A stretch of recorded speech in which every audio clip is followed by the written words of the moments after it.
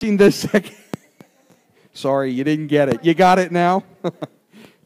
For those of you that are watching the second session that somehow missed the first one, let me again state for your benefit that this session is explicit. So parents, you need to review this session in private before you make a decision about who you would share this with as far as a minor. There could be minors, and in fact are, that it would be appropriate, but you as a parent need to review this first privately so that then you can make an informed decision. All right? All right, Janet, back to you. All right. We took a break at the right time because something came to my mind. I got to go back to porn for a minute. One of the other negative things when it comes to porn is if you do watch porn, you're going to be introduced to a lot of positions, ways of having sex that are outside of God's boundary.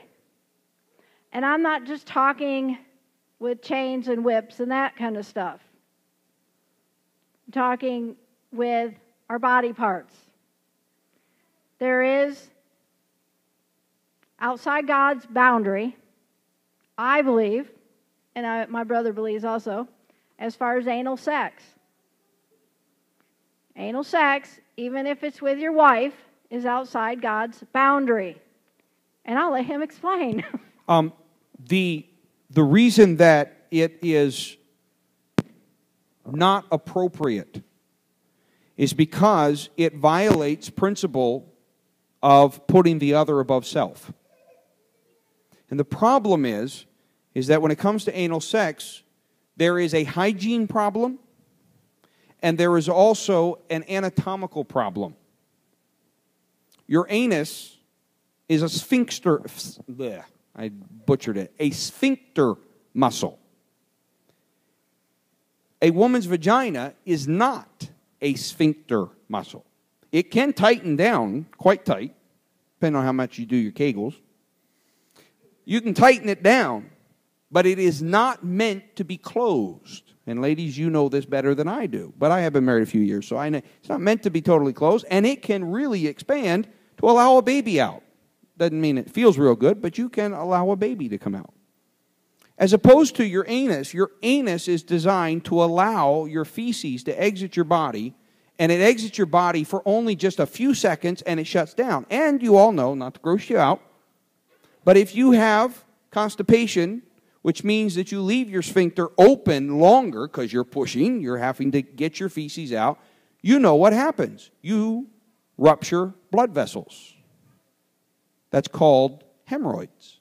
That's why we have that stuff called preparation H, to kind of close those things up. All of this, when you take this into account about the anatomical design and when you take in the hygiene, and then you ask the obvious question, why are you using that when you have a vagina? It's like a no-brainer for me. You don't have to go there. And a lot of times, and Janet can probably speak to this, the reason that it ends up going there is because of the pornographic world we're living in. It gets introduced. And what God has designed as a curiosity about sexuality that is appropriate. We're supposed to be excited about discovering our spouse. That same curiosity then gets played for the negative. So the world and evil plays to what God intended for good and uses it for evil, to draw us into evil things. And by the way, you could extend it to more than just anal sex. You could extend it to all the other things. What is that curiosity coming from? It's a right motivation wrongly applied. Okay. All right. Fantasy. What I'm going to tell you is what's okay. Then you can just figure everything else is probably destructive. Okay? If you are having intercourse with your husband and you fantasize about him saying, "Whoa, baby, I like how you do that. Man, that feels good, woman." If that's what you're fantasizing, that's okay. Because like I said last night, that'll heighten a woman, her arousal. As a man, if you want to fantasize about her grunting, groaning, moving, twitching, because she's not, she's just laying there, then that's okay. So if you need to fantasize that your spouse is doing what would be a good thing for them to be doing, that part's okay. We got to be cautious of all the other stuff that gets in there. That's what we don't want to. It's set no evil thing before mine eye. We don't want it in our head. Our brains are very active. But at times, if we need to, work on ourselves because it's like, well, he just doesn't do it, then you can envision that. Honey, you sure feel good. That's okay. It's his voice. It's him saying it. Not the Beach Boy, not anybody else, right? Okay. So that's with fantasy, and we can go there. Fantasy in this world is a huge thing. It's being sold left and right to our kids, hopefully non-sexually, to our teens, to adults. It's like there's lots and lots of fantasy out there. And so we have to be cautious. We want to stay secure in that. Anything else? Purity is based in truth. And the person you're supposed to be having sex with is your spouse, not somebody else. You communicate with your spouse about your needs and your wants. And you build a relationship of trust with them that they are going to put you ahead of them. And then you put them ahead of you. So if you are concocting in your mind, which remember is where the sex is really happening, your genitals are simply the instruments of your mind. They're the receptors of your mind. That's all there is. Yes, there's some physiological action as in ejaculation, the sperm comes out, so forth. But this is where it's happening. If you're putting in there things that are other than your spouse, what are you doing? You're being untruthful. You're being untruthful to yourself. And you're being untruthful to them. Say, well, they don't work at it. God designed this thing that if you'll work at it, it can and will work. So you cannot be substituting images of somebody else. You cannot be substituting.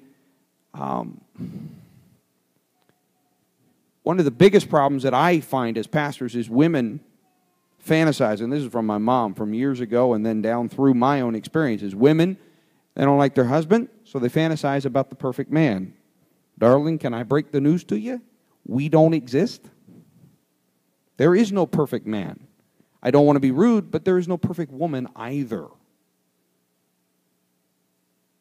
And as Janet said to you earlier, there was a reason you married that person. The older I get, the more I'm convinced. There was a reason you married that person. And in God, where both of you are submitting yourselves to God and seeking His presence within your life, there is no reason that you cannot build your marriage and communicate physically and sexually. You can do it. You won't do it if you're putting a surrogate in, if you're fantasizing, if you're substituting things within your mind. And the problem is it then feeds, because when you put it into your mind, it then feeds you into a habit of a way of living. I also believe strongly that if you aren't truthful with one another in your bed, I don't know how you're going to be truthful anywhere else within your marriage. You say, well, he doesn't know how to make love to me. So teach him. Say, well, I don't know. I don't know how to do it. Well, you might want to figure that out, won't you? Don't lie to him. Now, I'm kind of hardline about this. Janet and I got into it, I don't know, a couple sessions ago where she said something about, if you fake it, then don't ever tell him. I'm going to tell you right now, don't fake it. Don't fake it. Don't do that. Because I believe what you're interjecting there is you're interjecting an Ella, and she said, well, what? She said to me privately, she said, well, what about the guy's ego? Well, the guy's got to grow up, doesn't he? Gentlemen, you like the pursuit. Let's pursue. You don't know what you're doing? Listen to your wife. Figure it out.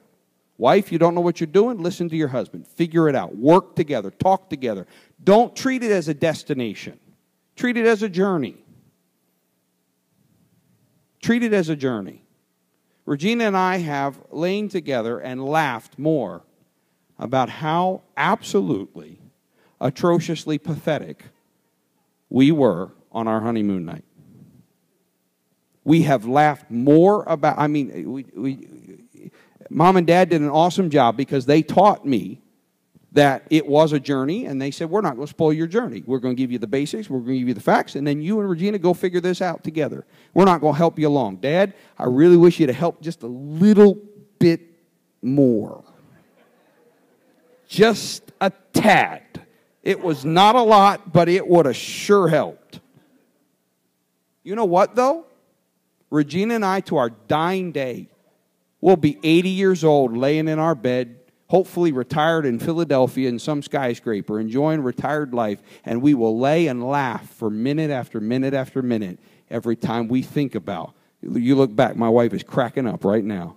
Our honeymoon night has been one of the biggest sources of joy in our marriage because of how pathetic it was, how inept we were, how dumb we were. It's a journey. Stop making it a destination. Make it a journey. Learn. Grow. So, if you really do see it as a journey, and you really are trying to grow and bond, don't lie to one another, even if it hurts in the short term. And yeah, male egos do feel it. And that's where I come in. Stephen hit on a really good point there. You know, I don't know anywhere else in life that we take responsibility so much for what someone else is doing as when it comes to sex. If my husband cannot get an erection, cannot ejaculate, why would it all be about me? But we do. You don't love me, I'm too fat, you don't care about me anymore. There is something really strange in the female mind that wants to take a gay guy and convert him. But they do it all the time. Females want to turn on a gay guy that tells you they're out and out gay. There's something in our brains that we take on responsibility that we need to do that. We do it with our husbands too. It's their bodies.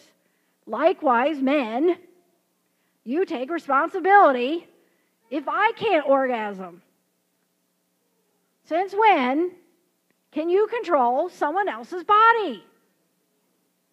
And we already know it comes in their mind. How are you going to control their mind?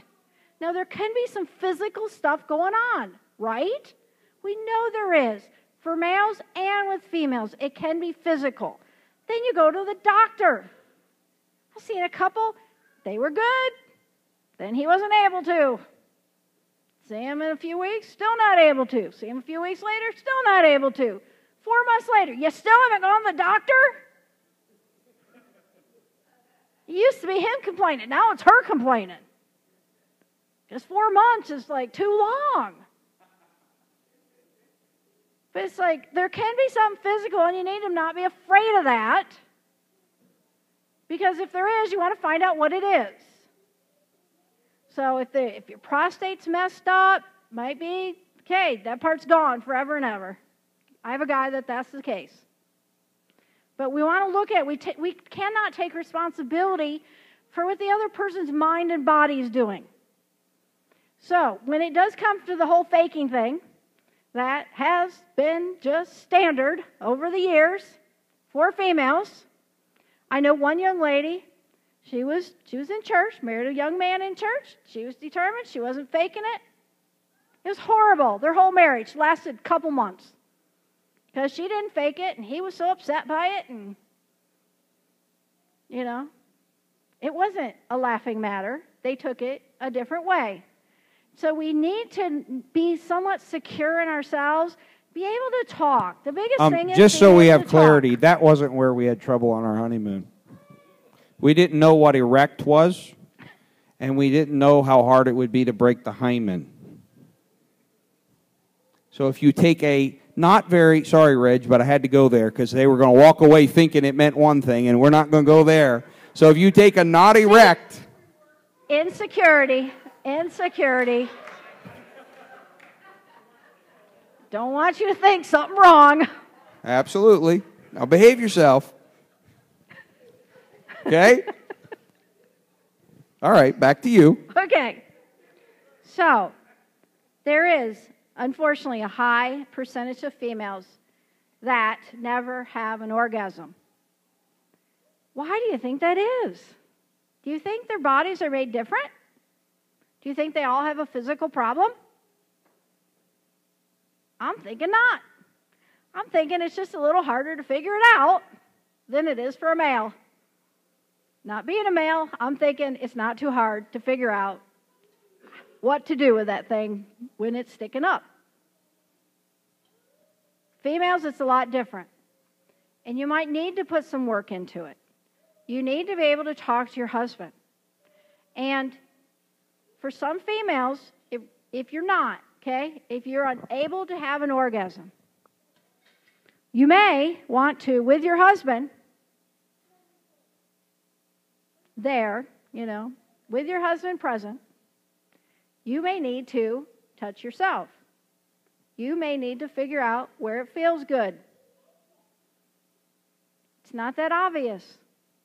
So you can tell him, because if you haven't figured it out, how the jiggers is he going to? There's also this huge trust issue. And we need to feel comfortable. We need to feel safe. We need to trust that there's not going to be pain. And there can be a lot of sensitivity down there. And sometimes guys are like bulls in china shops. They don't understand that. And so if you're used to that, you're going to stay tight. You're not going to be as relaxed.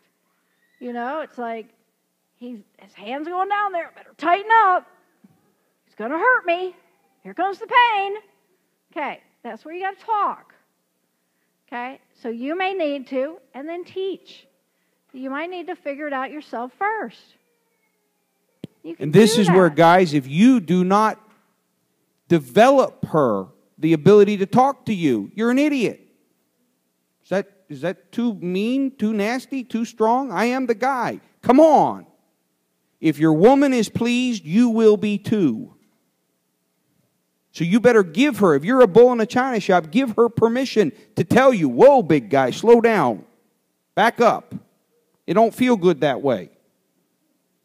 Well, my ego. Get over your ego. Put your wife ahead of yourself. That is what you are mandated to do. Well, I just won't have sex with her anymore. Nope, you're in trouble if you do that too. You must have sex and you must put her ahead of yourself. Go live out the principles. All right, back to you. So as far as females, and figuring this all out, like I said, you might have to explore your own body. I really strongly encourage you not to go into it, just like females and males. You get into taking care of yourself, you might find, this is quicker, easier. What do I need him? What do I need her? We don't want to go there, right? Okay. So with your husband, may need to explore yourself. You may need to figure out ways that help. Sometimes it's a matter of just keeping your underwear on, that, it's a security there, and touching through that if there's a heightened sensitivity there to where it does hurt too much to be direct, okay? You can do different things. Try positioning. How can I get in a position? And that is where you need to be able to talk. There are those 34% of women that don't have orgasms that are married that are perfectly happy. They have a very good sex life. But it doesn't mean it can't be improved. So if you're one of those females, don't think, well, I'm really happy with this. Because we already know that women can get a whole lot out of just having intercourse and not having an orgasm. But it is better. It's better for him. It's better for you if you do figure out what's this God's design all about. He gave it to us. He didn't have to. Most of us probably would have had sex if God just said, have sex so you can have children. If it didn't feel good. We probably would.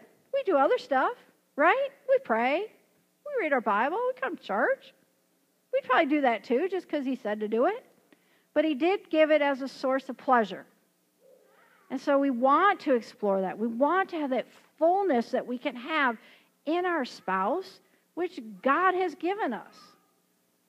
And so if you need to do it, need to explore some different things. I'm hesitant, always, on bringing any extra things into the bedroom, what I call toys. I think it's a bad move.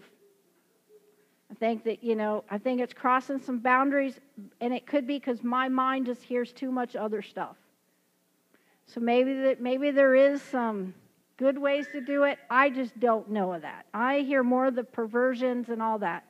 So I'm really hesitant to say ever bring in any extra stuff into the bedroom. Because I think you can get there, you can accomplish it if you will communicate with your spouse, if you feel safe and secure enough in yourself to explore that part of your body. We are not living, even though some people might think that, like, I was born in the 1800s, but we're not in the 1800s. It's not even 1920. It is 2012. We're in this age where we know it's okay if we touch ourselves with my husband there, and we can explore our bodies. It's not dirty, unclean. And please don't teach your kids that. Don't teach your children by your attitudes. If you have your circumstances from the past that you have to struggle with it, but don't pass it on. Because there is nothing dirty about our bodies. It's as simple as that.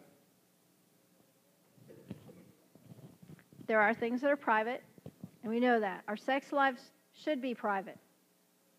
I was talking to Dad earlier. I said, I'm a private person. Yeah, I don't talk about my sex life. I don't talk about my finances. I don't talk about a lot of stuff. It's private. It's my business. Other people don't need to know it.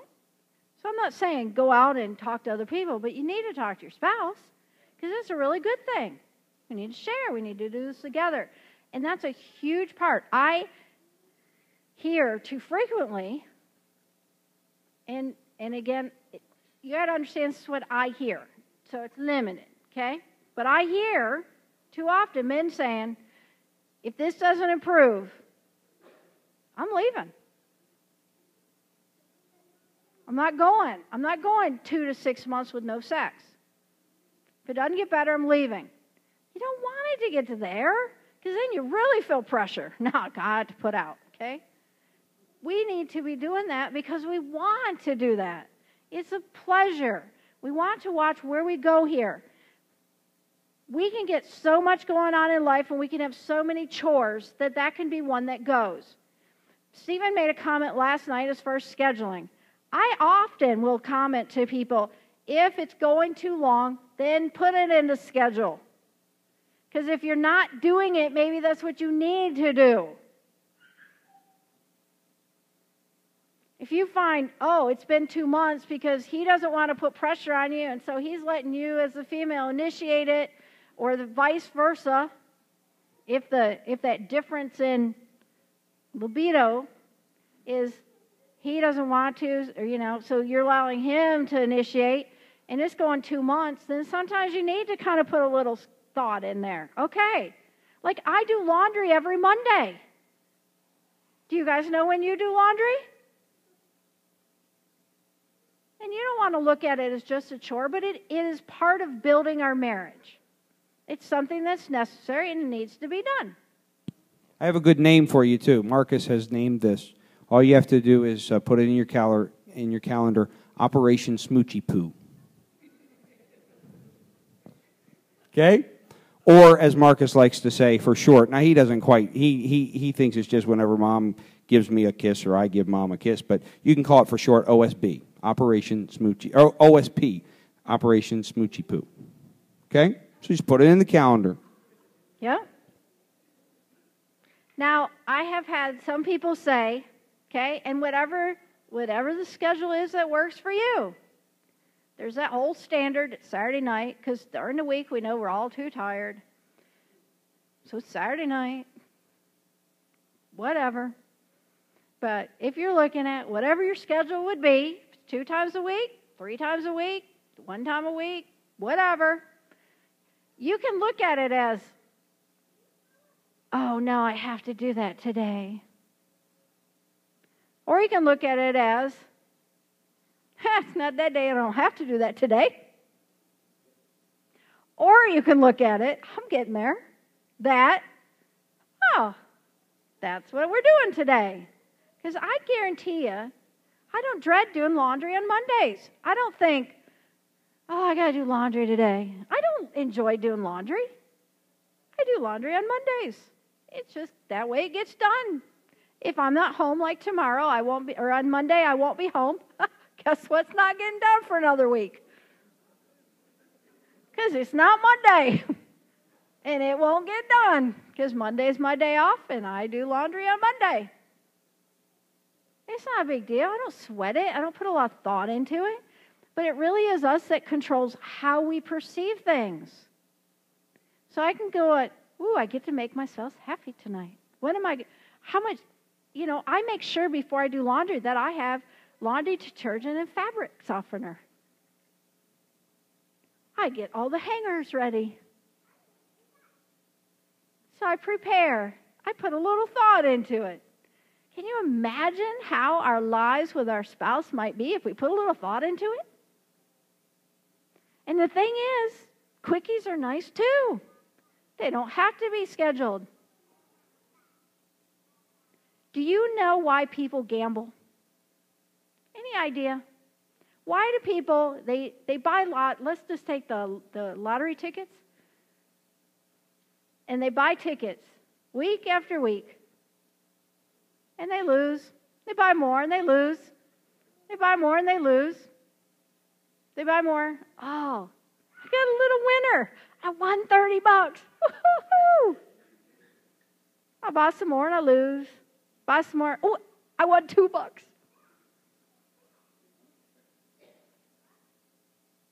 It's because the reward system is set up where it's it's a random interval schedule. You don't know when but there's a reward there. And we all feel good when we get that reward. We don't know when it's coming. But all we have to do is win once and it'll keep us going. We could go another 8 months. Have you ever had your kid just buggy and you finally say, fine, go ahead and do it. Guess what you just did? You just taught them to do that every time you say no. Because now, it might not be this time, and you might even spank me, you might ground me, you might take my computer away. Yes, I'm speaking of my child.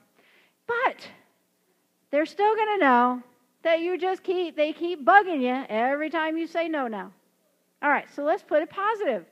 What if you sneak attack your spouse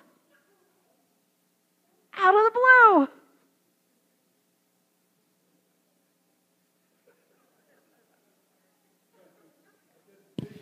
And husbands, if you do that without having built good intimacy with them, it will go down in flames. Now that depends on if you have the laundry detergent and the softener and the hangers already. That's right. That's my point. It's how much thought and prep you put into it for even that sneak attack. Because, and I'm really not promoting public displays of anything, but sometimes it's, if they have a private office, real private,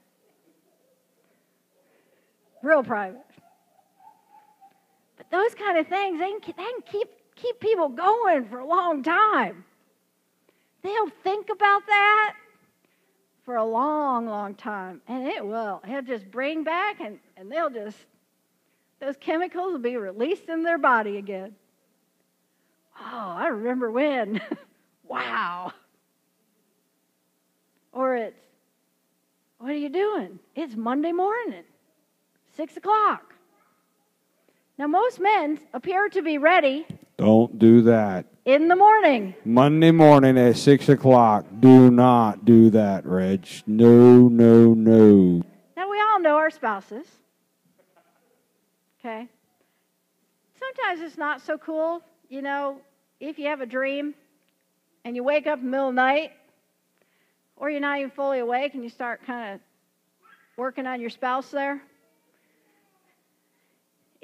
Spouse, you need to wake that one up and go, you know, and guys, you got to be okay with that, because 4 in the morning, 5 in the morning, 2 in the morning, I don't know what your schedules are of sleep. My husband and I, we do the whole 2 to 9 is our sleep. So I have to adjust it to normal people's schedule. But, you know, sometimes that's not okay if you've just kind of gotten excited during the night. You know, again, it has to be where it's an agreement. But wives, most husbands in the morning are pretty ready to go. Not him. Waiting, you know, putting off something that is important to our relationship to when we're really tired, we're exhausted, we've had a long day, we've been going 14 hours, it's not always the best thought. Insert here, guys. How many times have you heard me preach, teach about living a life of priorities?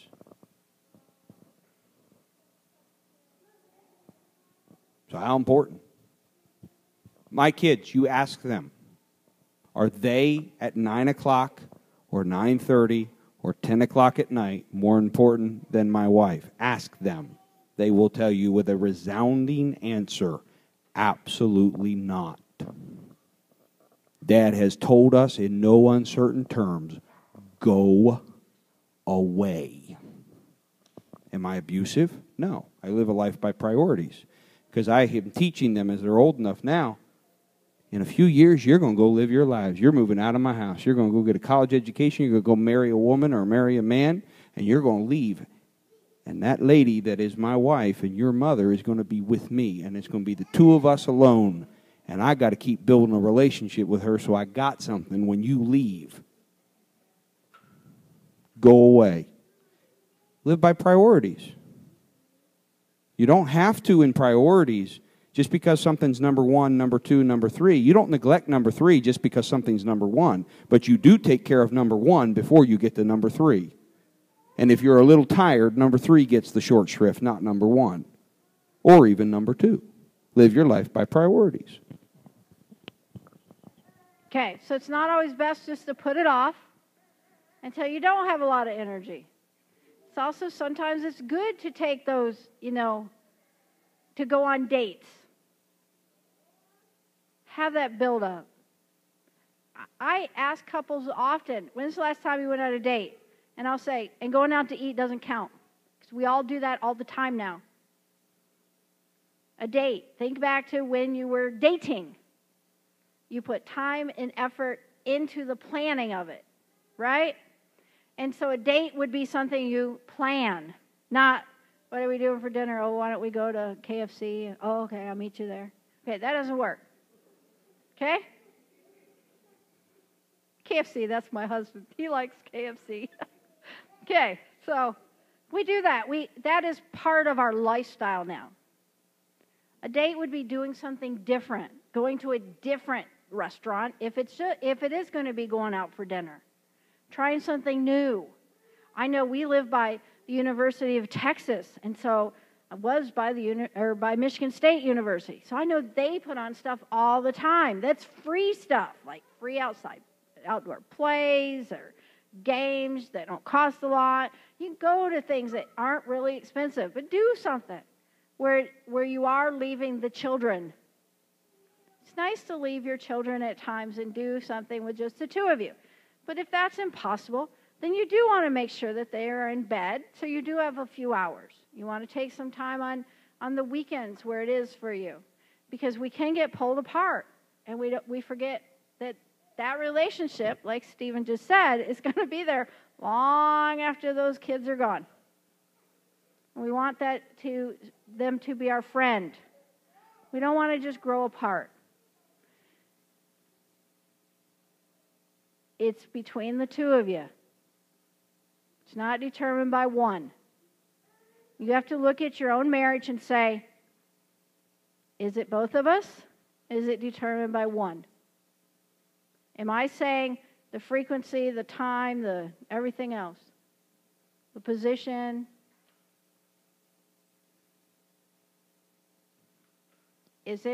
Are we communicating? Do we talk? It really does enhance it if you can talk. There's going to be times where, he may be overstressed, she may be overstressed, she may have just had a baby. Who knows? But you want to talk. You want to communicate. When I talked about the whole fantasy thing, the way to take care of it is just do that stuff yourself, and then your spouse doesn't have to fantasize about that. Think about who they are as an individual, because all we can do is talk in generalities.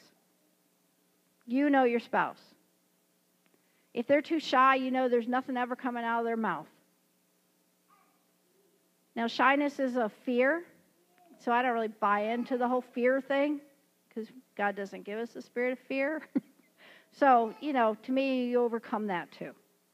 So it's how am I there for my spouse? What am I doing to please them? How am I physically connecting? It can just be, it really can be holding hands at times. Very intimate. Other times, depending on your age, it's got to be full-blown, all out. Let's not do this because we have to. Let's do it, and let's do it good. It's you.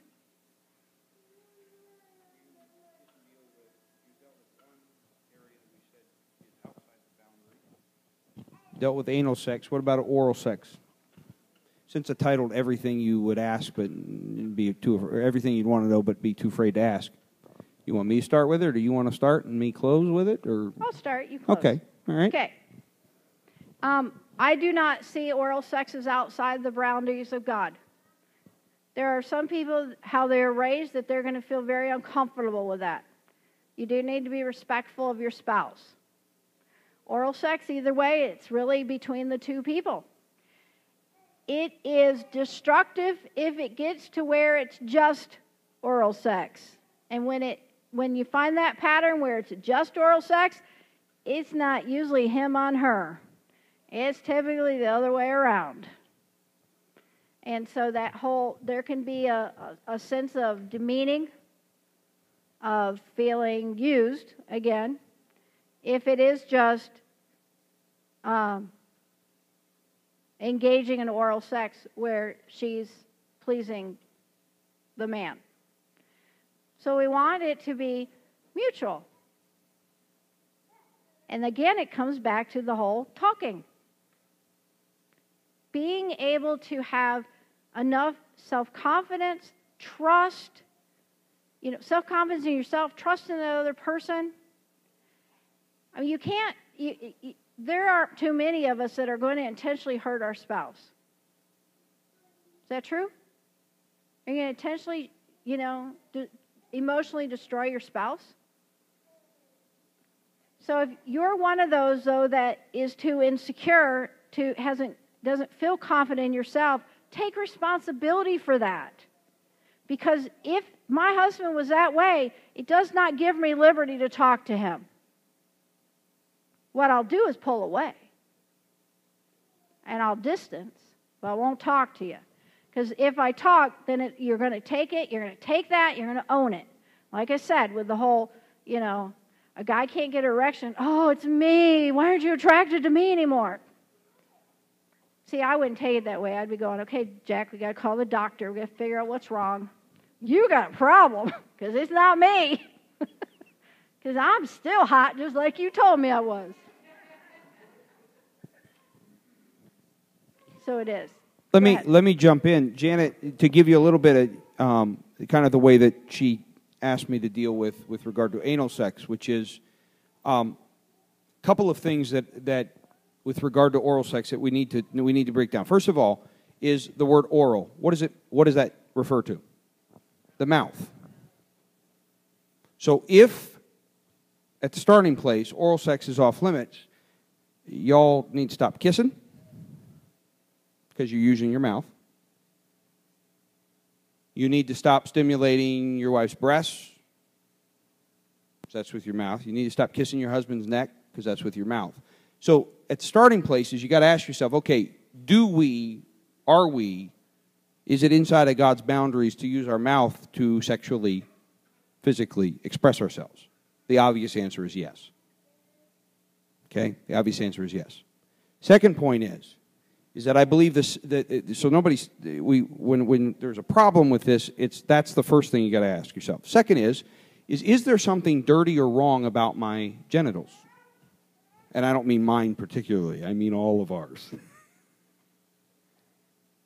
Now, there is within our world, there is this idea that even though the world is licentious, the world is ungodly, there is this, I think it comes probably from religion, that we have attempted to achieve the goal of purity, but we've used means that were bad.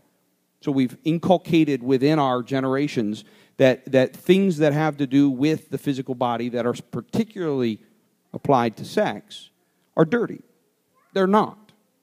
And all of you have heard my Holiness series, or most of you have heard it, and you know that I've taught you, your bodies, the reason you keep them holy and pure is not because there's something wrong about them and there's something shameful about them. They are the gold piece that you got in your safe deposit box. They are precious beyond measure. And God made your genitals. God made your body. So when you pull the plug on those two pieces, what it comes down to then is it comes down to you and your spouse communicating. You and your spouse taking into account your boundaries, your circumstances, your past, your preferences. And the whole idea of, and I agree wholeheartedly with Janet, if it is all one way, then you've totally missed the point of principle number 3. Mutual submission. It's the other person that I put above and beyond myself. Even while communicating to them my needs or my wants, I put them ahead of myself. And I trust them that they put me ahead of their self. So the reason I brought the question up, the reason that I answer it to you is, number one, is to answer information and give you the logic behind as far as God's boundaries. But the second is that we are not here to tell you what to do in your sexual expression. We are here to tell you that it's you and your spouse's responsibility to communicate and to grow together. And I return again, that's the one thing. Pop, you were smarter than I thought you were. Because I remember coming to him saying, isn't there anything else you need to tell me before I get married? And he said, no, son. You put her ahead of yourself. And you go grow together.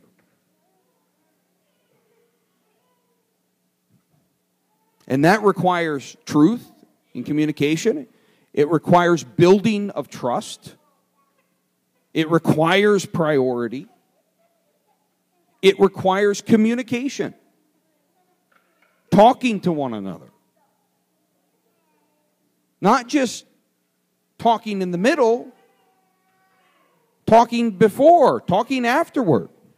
You might find if you sit down and spend a little bit of time talking with one another about some of your preferences and your needs and your wants, that suddenly you might find yourself in the mood if you spent some time sitting there talking.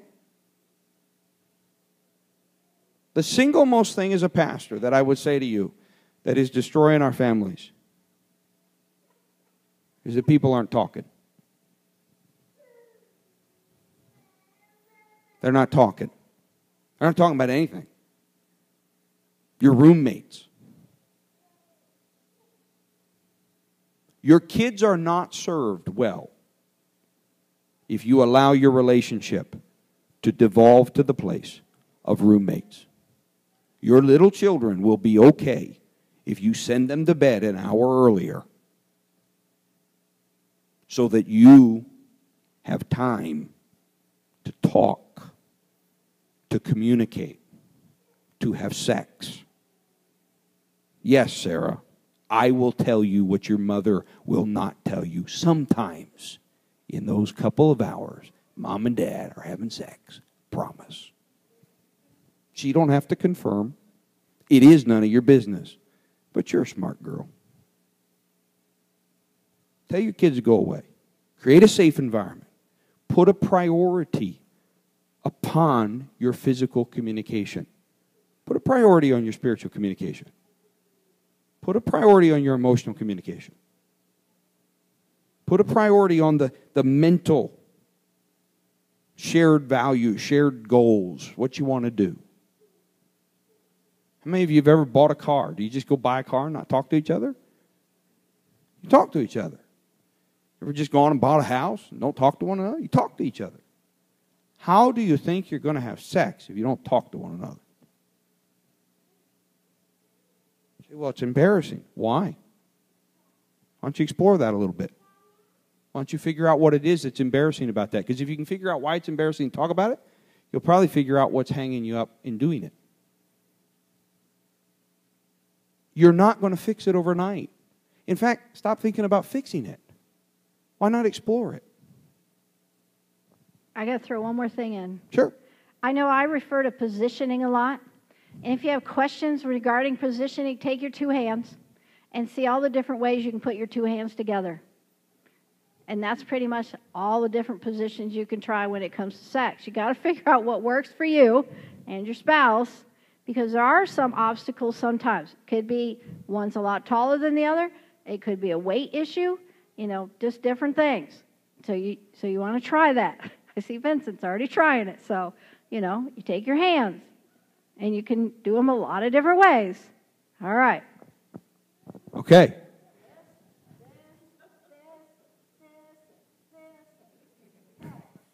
Did you get all that? You have to go out and buy an expensive book to get all that. You got it for free. Boom, boom, boom, boom, boom. You need to do it again for them? No, I'm just kidding. If you need a replay, go up on YouTube. You can see it. It'll be live right there. You can just go, okay, now what did she mean by that? Go have fun. If you can move your physical communication from being a burden to being an exploration, gentlemen, you will know how to keep your job in balance, because you will want to finish your job to go home to your lady. Ladies, you will learn how to keep your job in balance, because you will want to finish your job to get home to your man. You'll know how to raise your children and yet keep them in balance, where they don't dominate your world, because you got a honey to spend some time with. And the bottom line is your children, Nick's not here to tweet it, your children are most safe when Operation Smoochy Poo is in full swing. Your children are at most risk when you're roommates. Roommates do not make fathers and mothers. Husbands and wives who love one another, who are not perfect, but who are learning, who are talking, who are communicating, who are making love to one another. They make a safe home. Because you will fight. You will disagree. What's the glue that helps you overcome those fights and those disagreements? Part of it's communication, talking through it. But a whole bunch of it is sex. It's a glue that God gave to you. It makes you more, what did you say? Giving? Generous? I call it the stupid drug. Regina and I have commented so many times that when we're done, we're like, we just don't care. Life's great. Now, is that the panacea to everything? No. You have to deal with issues within your life. But why deal with issues without a healthy dose of what God put within your marriage, which is a physical communication to one another that makes you more generous, that makes you more forgiving, and that's enjoyable. Say, well, it's not enjoyable. Okay, work on that, because it can be. Well, we don't go talk about that.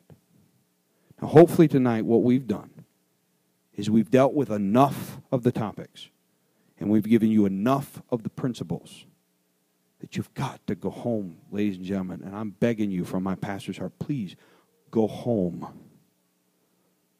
and talk to one another. Please go home and physically communicate with one another.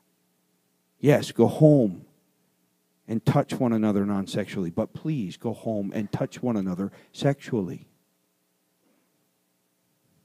Go home and build your marriages stronger. Get God in the midst of it. Open yourself emotionally to one another. Mentally talk to one another and communicate your hopes, your dreams, your fears. And have sex. Learn about it. Talk to one another about it. Because the bottom line is if you don't do that, all of what I just said there, your home is at risk. And when your home is at risk, your children are at risk. Now, I don't want to say that I don't care about your marriages, because I do.